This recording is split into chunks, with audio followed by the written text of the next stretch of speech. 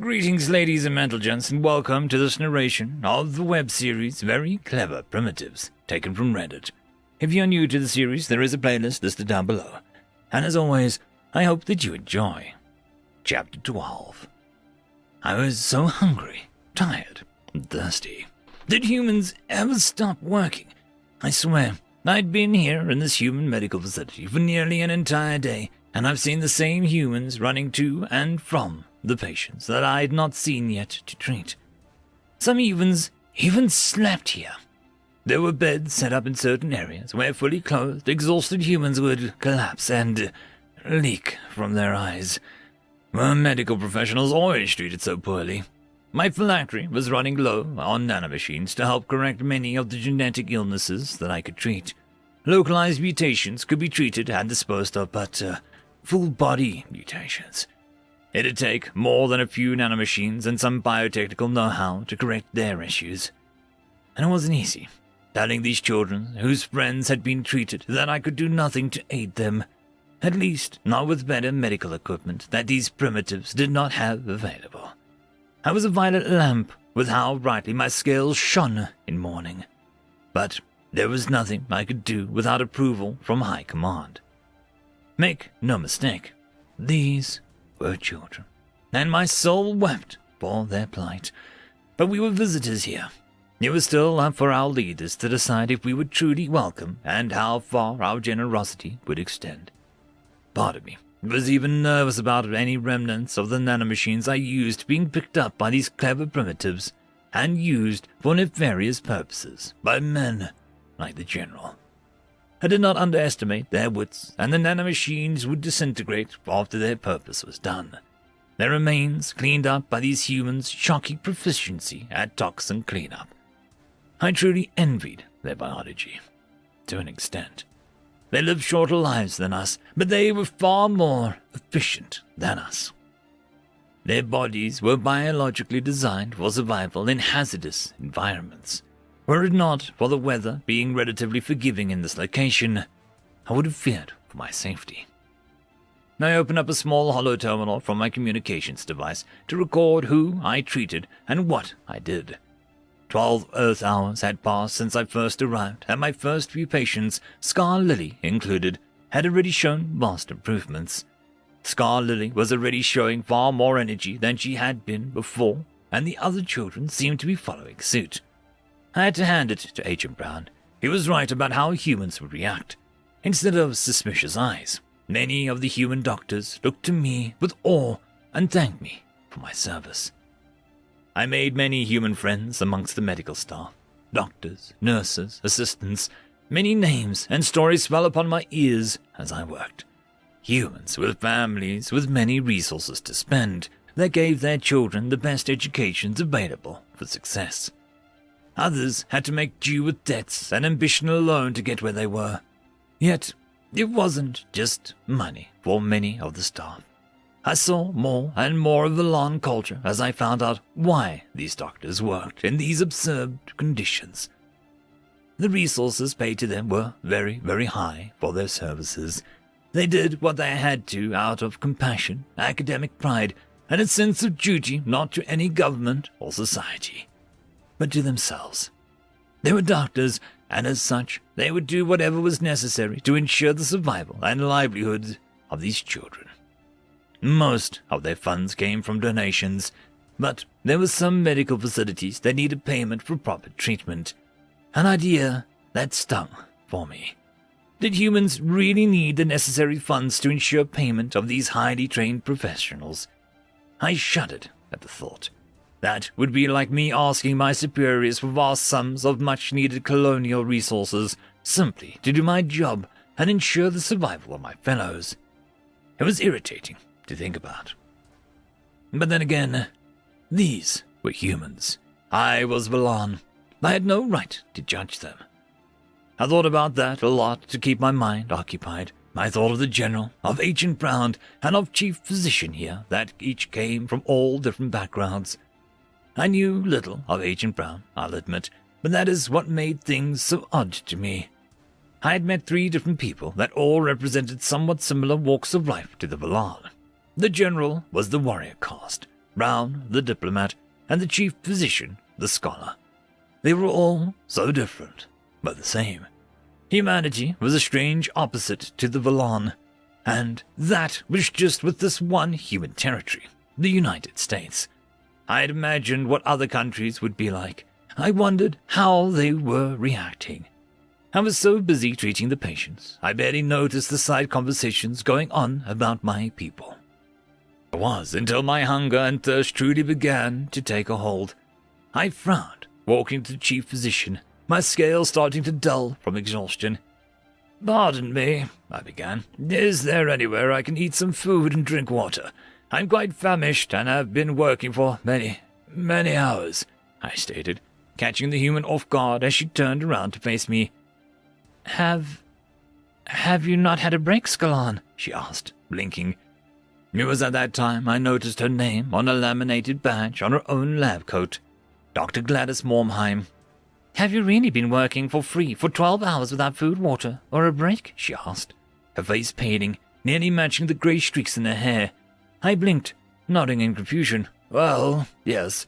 The longer I dally, the longer these children go without treatment, and it is the least I can do to show camaraderie with my new interstellar neighbors," I said, trying my best to offer a human smile. Yet, judging from the reaction, I assume it simply looked jarring. Fair enough. "Scalan," she began, lying, her eyes closing, "take a damn break. You've done more for these kids in the past 12 hours than we've done in months. I'd say that deserves a free meal from the cafeteria. Can you even eat human food?" she asked, blinking. "Have you eaten on Earth before?" When she asked that question, the realization that I've only been drinking water hit me very, very hard. My stomach twisted into knots, reminding me of my mortality and demanding food. The audible gurgle of the empty stomach echoed loudly outward, causing a few passing human assistants and medical staff to look at me, laughing at the sound. It was at that moment that every human around me pushed and shoved me towards the cafeteria, demanding I eat. I wasn't even sure if I could eat their food. Would it be poisonous? Yet, at this point, I was salivating so much and my stomach growled so loudly that I didn't even care. It was Scalan's turn to throw caution to the wind. I even caught a taste of the general excitement around me as a herd of humans surrounded me and spoke of different kinds of food available at the cafeteria they had. I even caught a glimpse of Agent Brown chatting on his communications device. He blinked one eye at me as my entourage and I passed by. A strange human greeting, to be sure, and I responded with an awkward hand wave. My hand lowered and my gaze flicked between the different humans around me. Apparently, my treatments somewhat cleared up the schedules a bit, with many of the patients showing vast improvements to their health. When we reached the cafeteria, the sense of the place drove my stomach wild. I smelled herbs. I smelled food being cooked. I was relieved to see what the humans ate.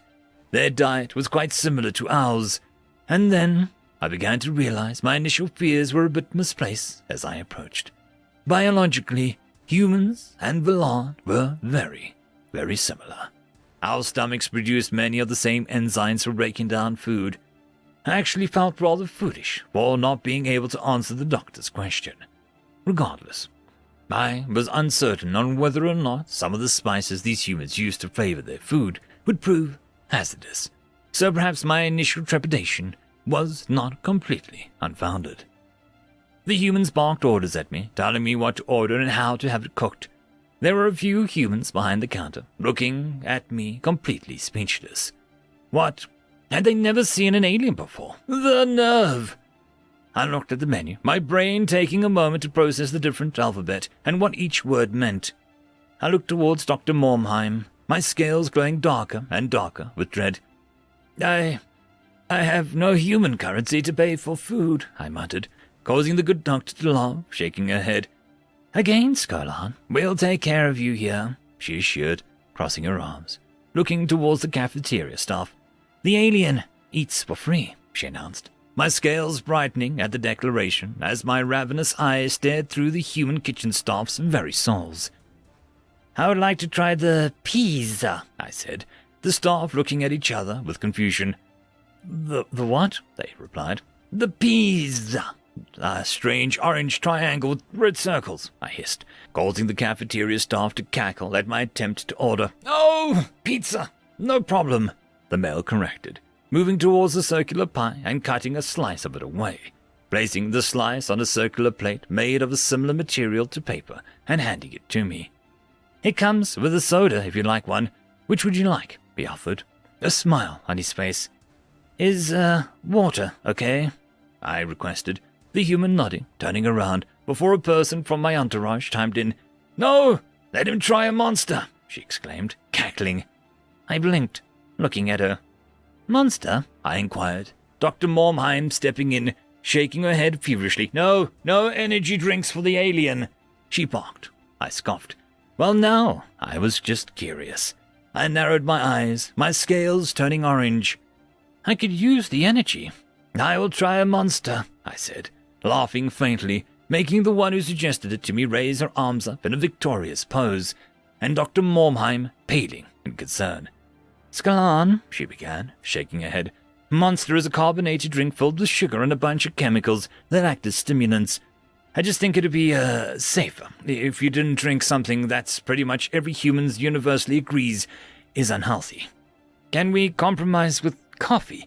It should give you the energy you need without making the alien under our care go into cardiac arrest, she said, her face as stern as a clutch mother watching over hatchlings. I found myself pouting. I wanted to try the drink, but I conceded. She was right to be concerned. Humans, while similar, were far more durable than I was. If humans showed concern, then so should I.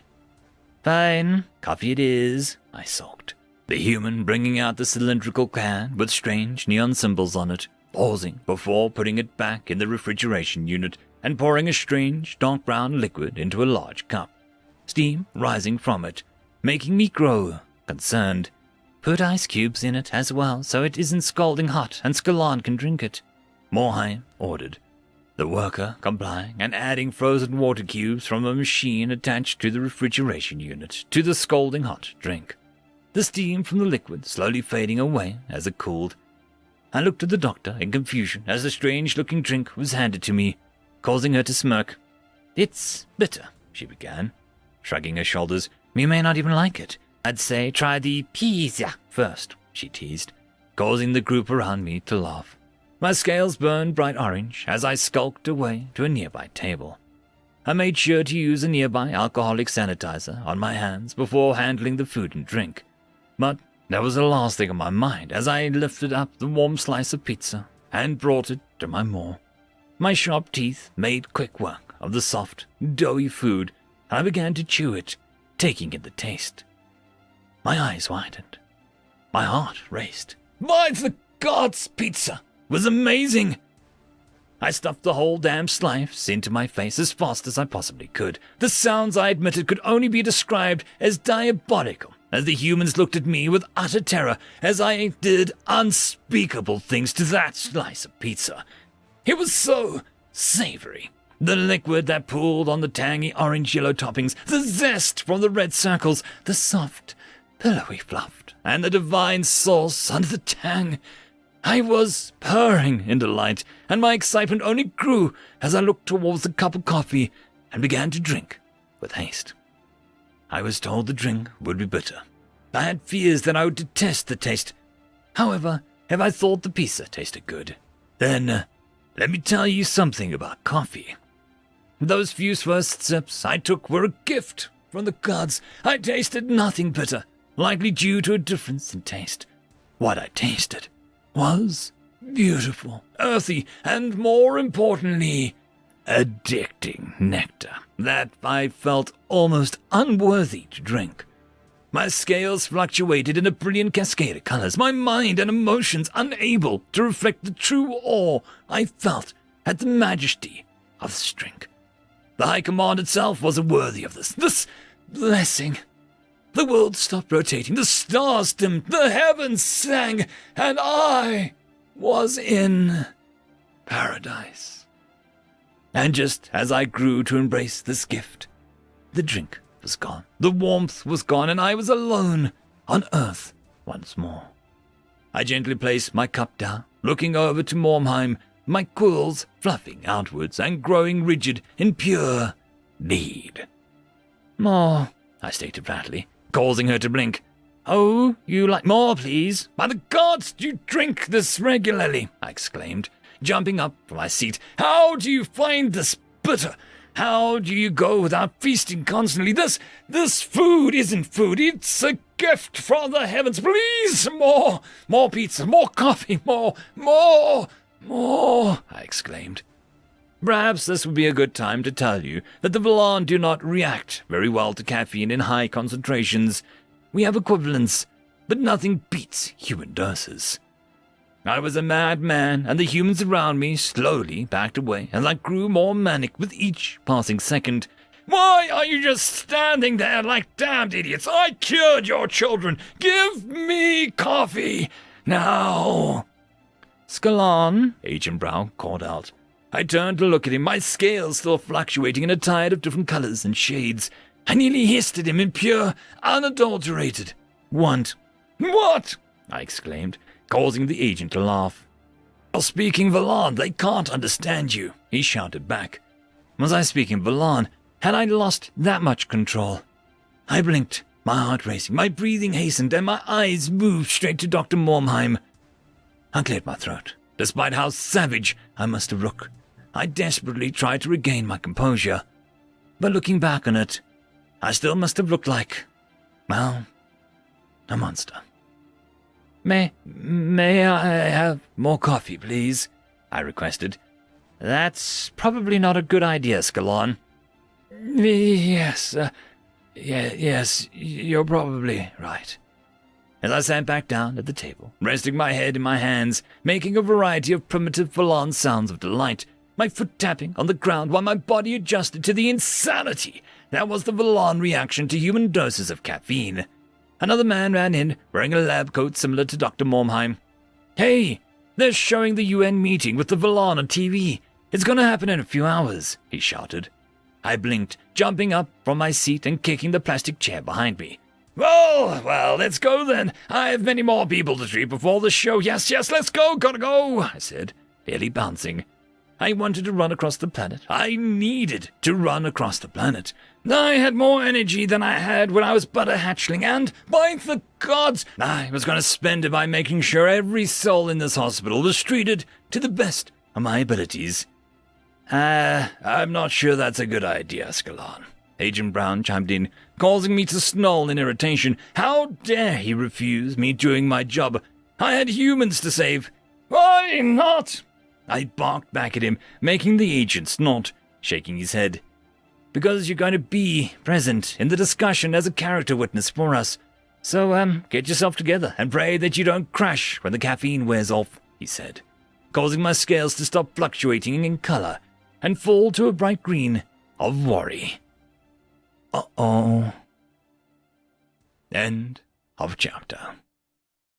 The algorithm reckons you should be watching this video next, and I recommend that you should be always watching my video. So, clickety-click with energy! And yes, clicking that does help the channel. Thank you very much. I would just quickly like to give thanks to our Tier 5 members: Elithia, Barky, Fudicule, Meridian117, Cam Maxwell, Casper Arnholtz, Albard and Gusta, Savage Patch Papa, and Lord Azrakal.